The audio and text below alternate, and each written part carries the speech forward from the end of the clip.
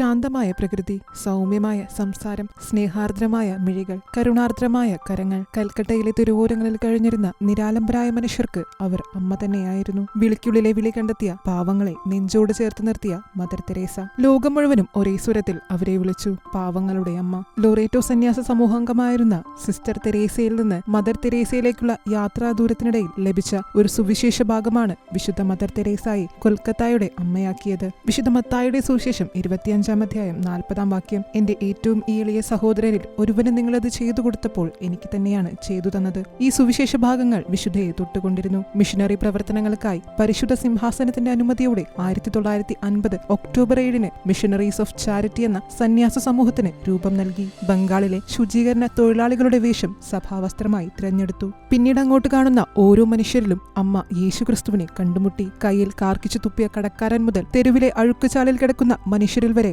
വിശുദ്ധ mother Teresa ക്രിസ്തുവിനെ കണ്ടു. ഒരിക്കൽ മദർ തെരേസയോട് ഒരു റിപ്പോർട്ടർ ഇപ്രകാരം ചോദിക്കുകയുണ്ടായി: എവിടെ നിന്നാണ് മദറിന് ഇതൊക്കെ ചെയ്യുവാനുള്ള ശക്തി ലഭിക്കുന്നത്? ചോദ്യത്തിന് മറുപടിയായി മദർ പറഞ്ഞു: ദിവ്യകാരുണ്യത്തിൽ എഴുന്നള്ളിയിരിക്കുന്ന ഈശോയാണ് എന്റെ ശക്തി. അനുദിന ദിവ്യബലിയാണ് എന്റെ ബലം. 115 വർഷങ്ങൾക്കിപ്പുറവും അപരനു വേണ്ടി നിലത്തു വീണഴിഞ്ഞ ഗോതമ്പ് മണിക്ക് സദൃശ്യം ജീവിച്ച വിശുദ്ധയുടെ ജീവിതം മനുഷ്യഹൃദയങ്ങളെ ഇപ്പോഴും സ്പർശിക്കുന്നു. ലോകസമാധാനത്തിനായി ഭൂജാതനായ യേശുക്രിസ്തുവിന്റെ മണവാട്ടിയായി ജീവിച്ച മദർ തെരേസയെ നോബൽ കമ്മിറ്റി ലോകസമാധാനത്തിന്റെ മാതൃകയായി പ്രഖ്യാപിച്ചതിൽ അതിശയിക്കാനുണ്ടോ? വിശുദ്ധ മദർ തെരേസയെ പോലെ അനവധി കന്യാസ്ത്രീകൾ അവരനു വേണ്ടി അവരുടെ ജീവിതം മാറ്റിവെക്കുമ്പോൾ സമൂഹം അവർക്ക് തിരിച്ചു നൽകുന്നത് അവഗണനയും പരിഹാസവും മാത്രമാണ്. എന്നാൽ അതിലൊന്നും അവർ തളരില്ല. അവർക്ക് ബലമായി ദിവ്യകാരുണ്യനാഥൻ കൂടെയുണ്ട്.